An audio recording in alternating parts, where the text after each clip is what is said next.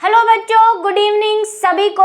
और आज हम करने वाले हैं इस चैप्टर की एंडिंग, यानी कि वही कुछ क्वेश्चंस के साथ, और कुछ इंपॉर्टेंट क्वेश्चन है इसमें और कुछ एनसीईआरटी के लिए है मैंने, ताकि थोड़ा सा वही जिसमें आपको थोड़ी प्रॉब्लम हो सकती है। तो आज हम वही करने वाले हैं, क्वेश्चन आंसर करेंगे और उसी में ग्रीष्म निष्क्रियता, शीत निष्क्रियता जैसी चीज़ों की कुछ डेफिनेशंस आ जाएगी। हालांकि समझ तो हम इसको पहले ही चुके हैं काफ़ी 2-3 बार, शीत निष्क्रियता, ग्रीष्म निष्क्रियता, पर उसको थोड़ा सा लिखना कैसे है ये आपको आइडिया हो जाएगा, क्योंकि पीछे क्वेश्चन है और ये पूछने लायक क्वेश्चन है, इसीलिए इसको मैंने लिया है। ठीक है, बाकी सारे क्वेश्चन सीधे सीधे हैं और कुछ वो बेतुके से जो क्वेश्चन होते हैं कि नेट पे सर्च करो और ये अपने आसपास की, वैसे क्वेश्चन आपके बोर्ड में नहीं पूछे जाते हैं। ठीक है, उससे रिलेटेड कुछ पूछ सकते हैं जो मुझे लगता है मैं आपको दे देती हूँ, और वो इजीली आपको चैप्टर के अंदर मिल जाएंगे। चलिए, तो साथ साथ आंसर देते जाएंगे। पहले ऑब्जेक्टिव है 2-4। पहला है, वृद्धि वक्र की सर्वाधिक वृद्धि पाई जाती है।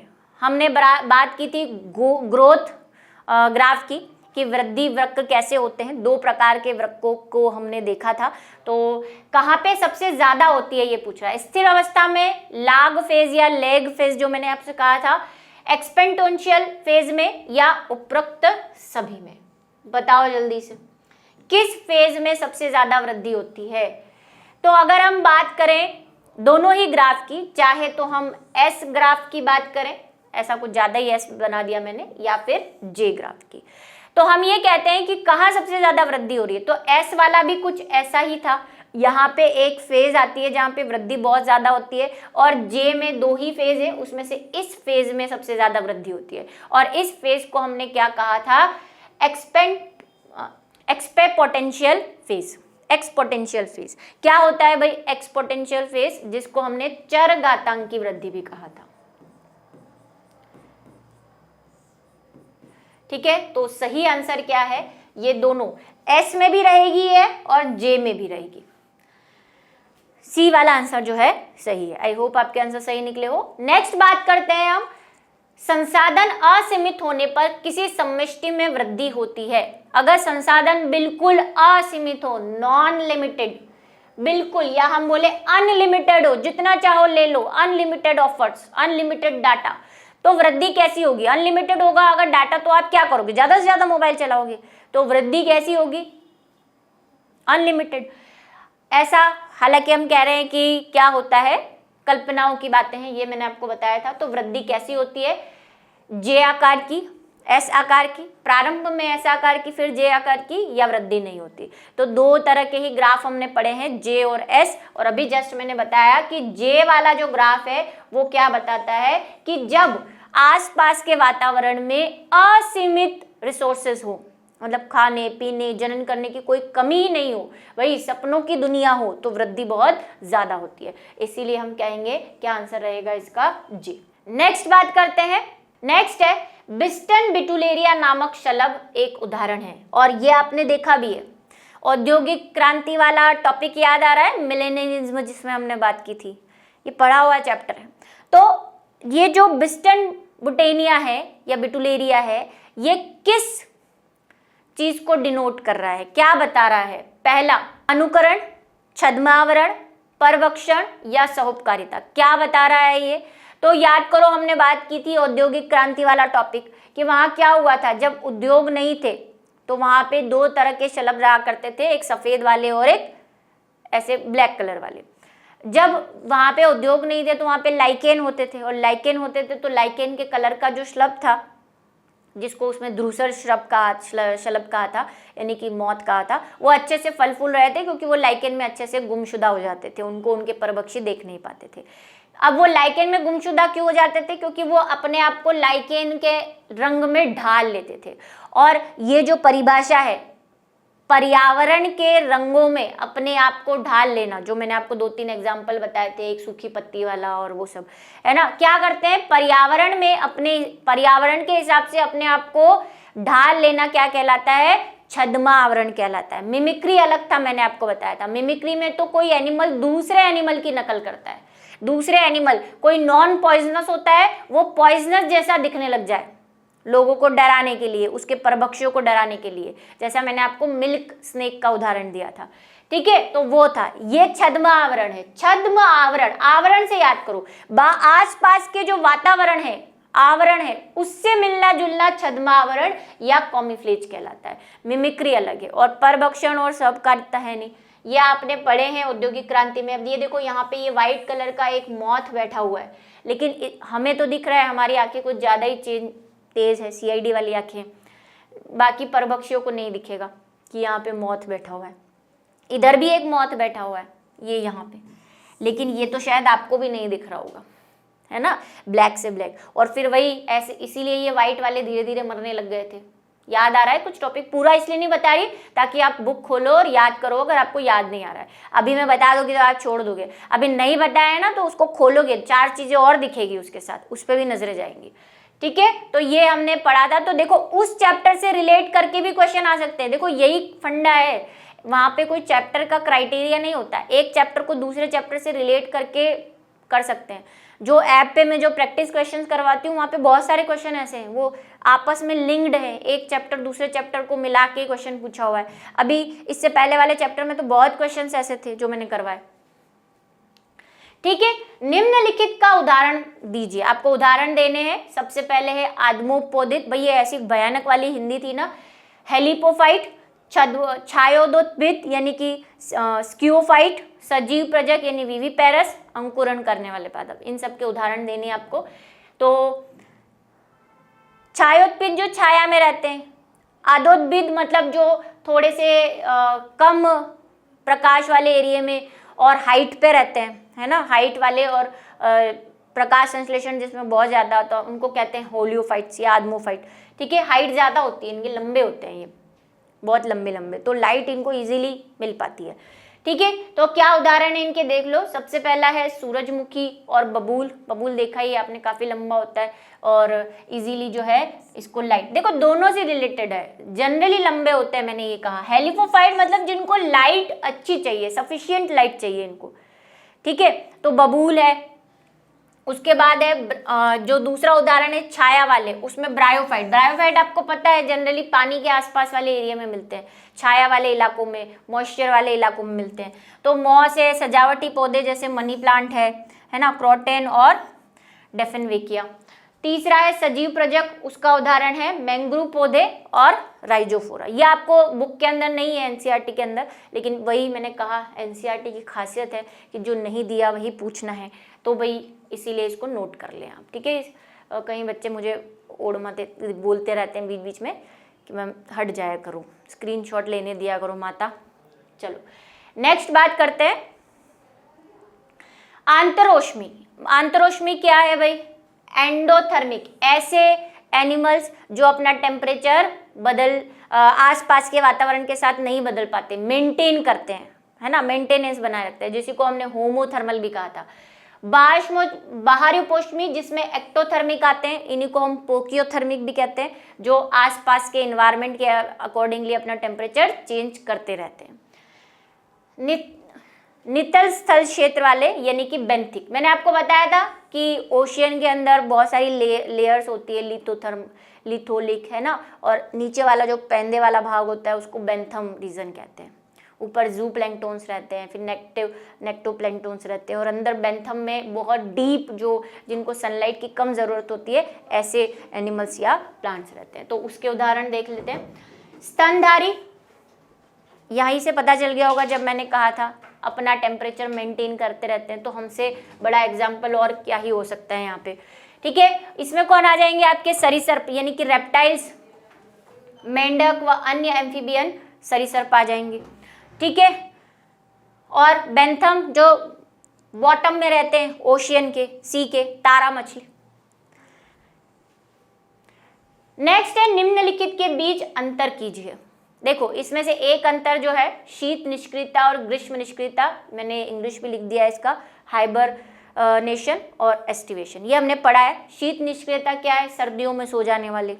ग्रीष्म निष्क्रियता क्या है? गर्मियों में सो जाने वाले। करते क्या है ये सो के? अपनी शरीर की क्रियाओं को कम कर लेते हैं, उपापचय क्रियाओं को धीमा कर लेते हैं।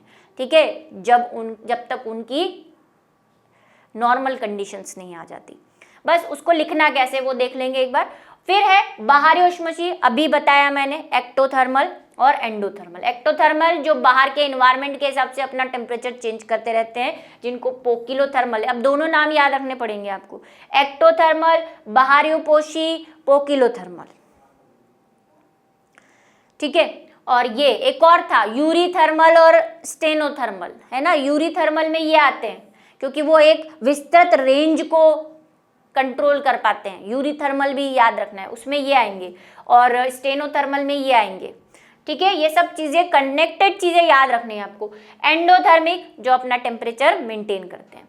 चलिए देख लेते हैं क्या है। सबसे पहले बात कर लेते हैं शीत निष्क्रियता, जिसको हम कहते हैं हाइबरनेशन। हाइबरनेशन क्या है?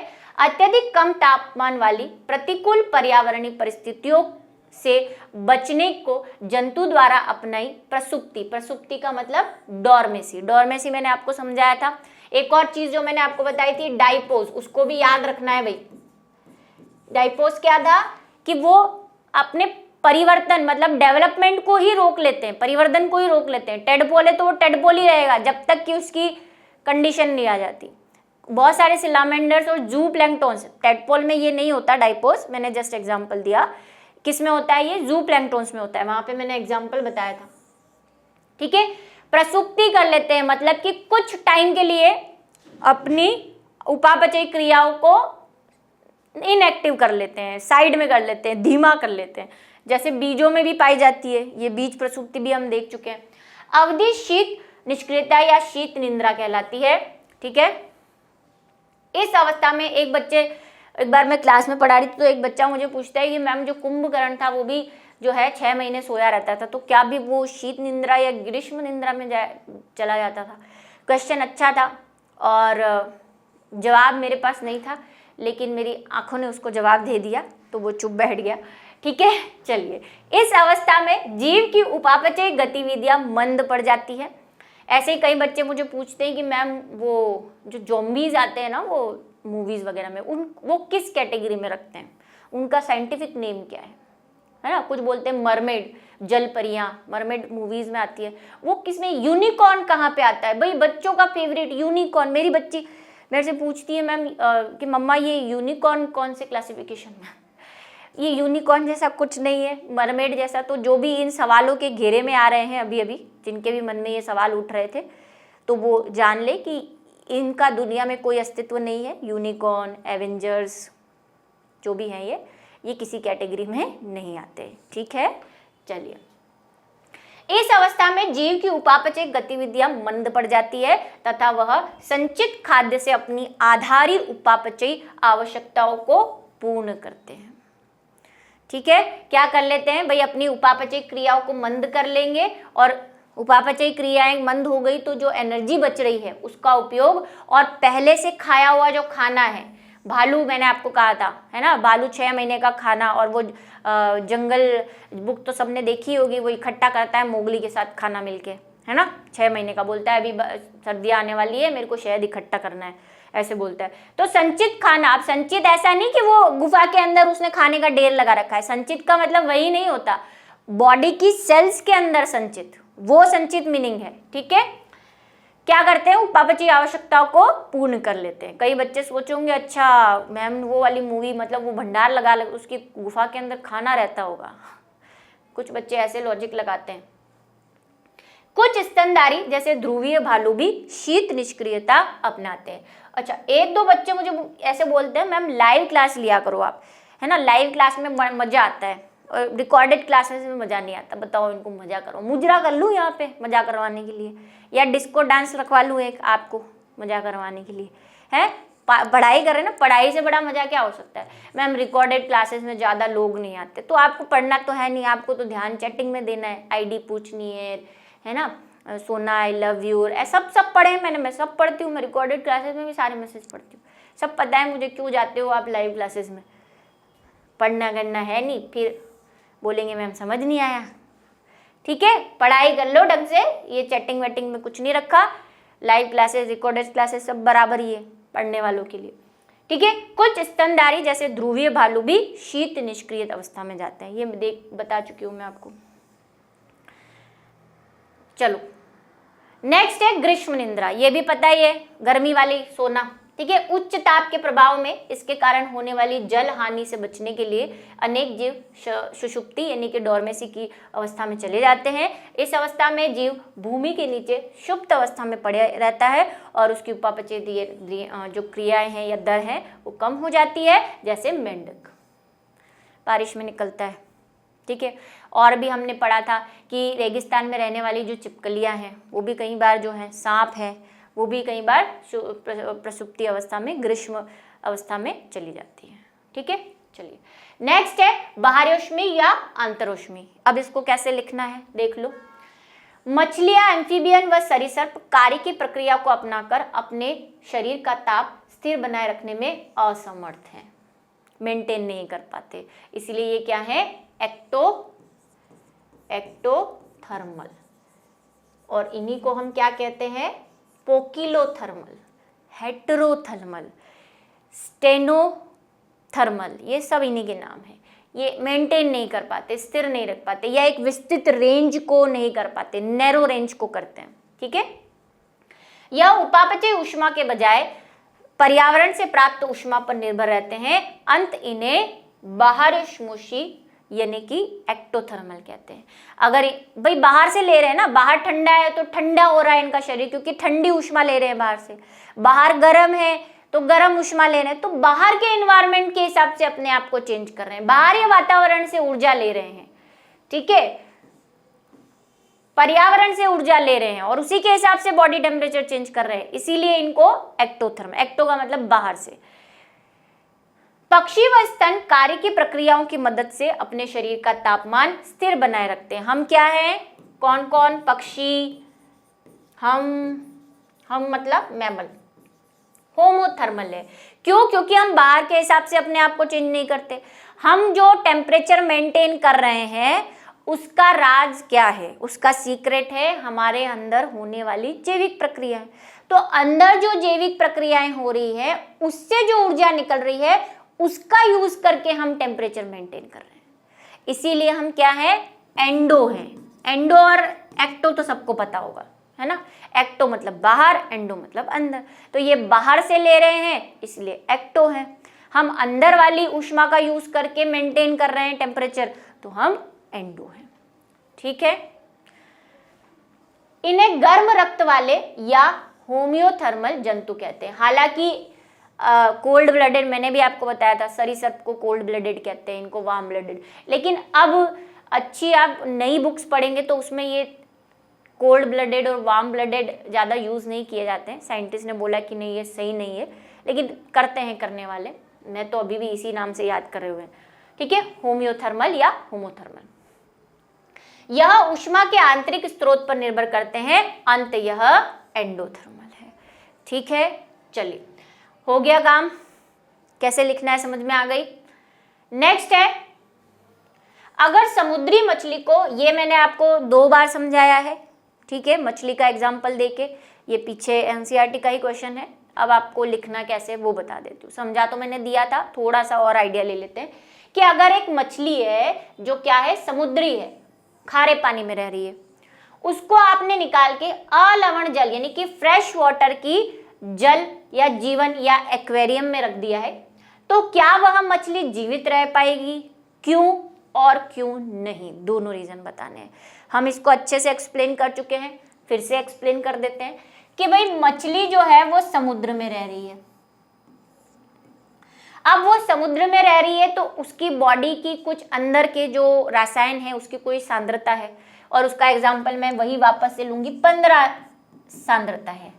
आपको पता है ओशियन की, हमने एक सैलिनिटी वाला पैराग्राफ पढ़ा था एनसीईआरटी का ही, कि समुद्री जल की जो सैलिनिटी होती है वो 30 से 35 के आसपास होती है, और इस पे क्वेश्चन भी आया हुआ है नीट में, है ना, इसलिए उसको ऐਵੇਂ ही मत समझना। वो जो मैंने यहाँ पे लिखा था कि स्वच्छ जल की 5 से 15 होती है और समुद्री जल की 30 से 35, वो क्वेश्चन में आया हुआ है एक बार, ठीक है। तो 15 होती है और बाहर 30 से 35 है, समुद्री जल में रहती थी।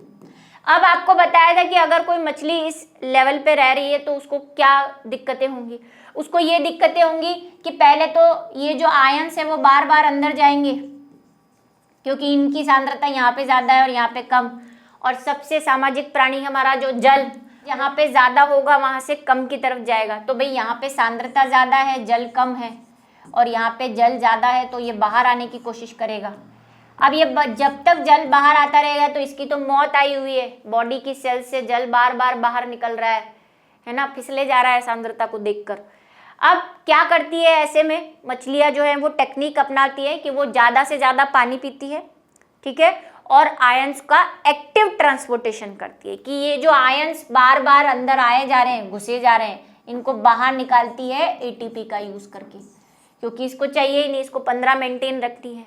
प्लस 15 मेंटेन रखने में और कौन हेल्प करेगा? वाटर। जितना ज़्यादा पानी होगा सांद्रता उतनी कम होती जाती है, तो पानी को ज़्यादा से ज़्यादा पिएंगी ताकि सैलिनिटी मेंटेन रहे, ये करती है। अब सपोज करो कि आपने इसको जो है कहाँ लाके डाल दिया, इसको आपने स्वच्छ जल, है ना, स्वच्छ जल का मतलब फ्रेश वाटर ज़्यादा कहना बेटर है मेरे ख्याल से। स्वच्छ जल फिर आप समझोगे प्योर वाटर, फ्रेश वाटर, मीठा पानी जिसको हम कहते हैं, वहां पे लाके डाल दिया, इसकी तो मौत है। अब क्या है, बाहर मान लो 5%, जहां से ये आई थी वहां पे 15% इसकी मेंटेन रह रही थी, क्या होगा?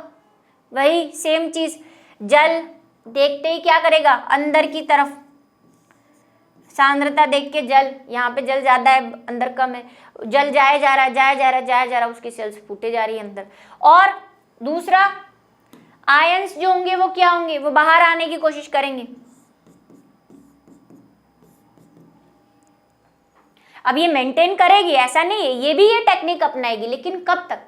एक लिमिट है उसकी, है ना, सबकी एक लिमिट है। आप बिल्कुल जहां पे 30 से 35 थी, आपने उसको 5% पे लाके रख दिया, तो उसकी सैलिनिटी कितना मेंटेन करेगी, कितना पानी को रोकेगी, एक्टिव एनर्जी कितनी यूज करेगी। एक ना एक समय ऐसा आएगा जब वो थक जाएगी, है ना, और फिर क्या हो जाएगी, उसकी मौत हो जाएगी। तो करती तो है, लेकिन ऐसा नहीं कि बिल्कुल हाई रेंज पे वो मेंटेन कर लेगी। भाई 2-4% का गैप है, मान लो ज़्यादा खारे से आपने थोड़े कम खारे में डाल दिया, तब तो ठीक है। आपने तो उल्टा बिल्कुल 30-35 से 5 पे ले आया, उसको क्या कितना मेंटेन करेगी?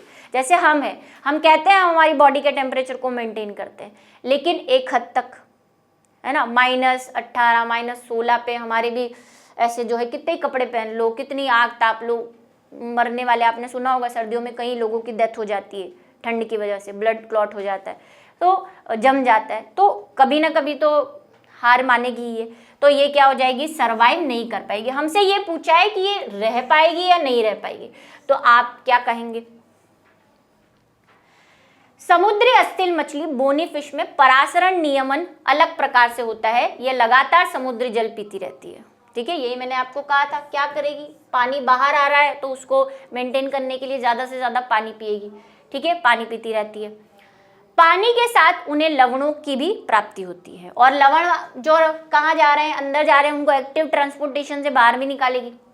लवणों की अतिरिक्त मात्रा से छुटकारा पाने के लिए यह अपने गिल्स से लगातार सोडियम व क्लोराइड आयन को शरीर से बाहर निकालती रहती है। भाई समुद्री पानी में है तो क्या होगा, नमक ज़्यादा होता है ना, सोडियम क्लोराइड होता है, तो सोडियम और क्लोराइड को बाहर निकालती रहती है। जितना पानी पी रही है तो पानी के साथ भी आ रहा है, उसको भी तो बाहर निकालना है, 15 पे मेंटेन करना है बॉडी को। इससे निष्क्रिय रूप से जल की हानि होती है। जल की हानि तो क्या होगी, निष्क्रिय रूप से, क्योंकि जल मैंने आपको कहा सांद्रता देखते ही फिसल जाएगा, ये तो भाई सीधा बाहर आने को तैयार है निष्क्रिय रूप से, लेकिन ये क्या कर रही है, पानी पीती जा रही है, और जो आयंस अंदर आ रहे हैं उनको एनर्जी सक्रिय रूप का यानी एटीपी का यूज करके बाहर निकाली। जल तो निष्क्रिय रूप से आ रहा है, उसको एटीपी नहीं देनी पड़ रही, अपने आप ही वो तो बाहर निकल रहा है, ठीक है, हानि को होती है, निष्क्रिय रूप से हानि हो रही है। इस प्रकार की मछली को फ्रेश वाटर एक्वेरियम में डालने पर जल शरीर में लगातार जाता रहेगा, लेकिन उसमें लवणों की सांद्रता नहीं होगी, है ना। पानी तो पी लेगी, चलो ठीक है, 15 है अंदर, 5 है या 15 है, एक तो क्या होगा, आयंस बार बार बाहर आ रहे हैं, आयंस उधर ज्यादा है ना, तो उधर से बाहर आएंगे, और पानी कहाँ जाएगा, पानी अंदर जा रहा है, तो पानी तो वैसे ही अंदर जा रहा है, लेकिन आयंस को कितना लेगी, बाहर है ही 5%, उसको 15 करने, कितना लेगी बाहर से, तो आयनों की उपलब्धता उसको नहीं हो पाएगी। ठीक है, उसका 15 डिग्री जो है वो क्या 15% जो है वो बैलेंस नहीं रह पाएगा।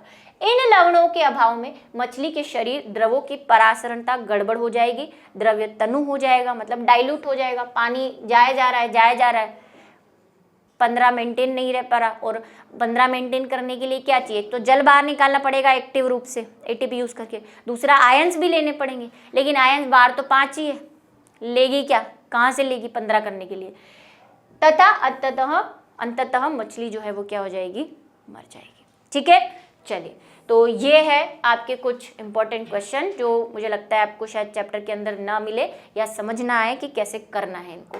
बाकी पूरा चैप्टर जो है वो पढ़ लिया है हमने, काफ़ी इजी चैप्टर था, बहुत कुछ जो है आपको समझ में आ गया होगा। इस पे बहुत क्वेश्चन बनते हैं, स्पेशली जो सहोपकारिता सहभागिता, इन पे शॉर्ट नोट्स बहुत आते हैं, तो उसके हिसाब से आप इसको प्रिपेयर करें।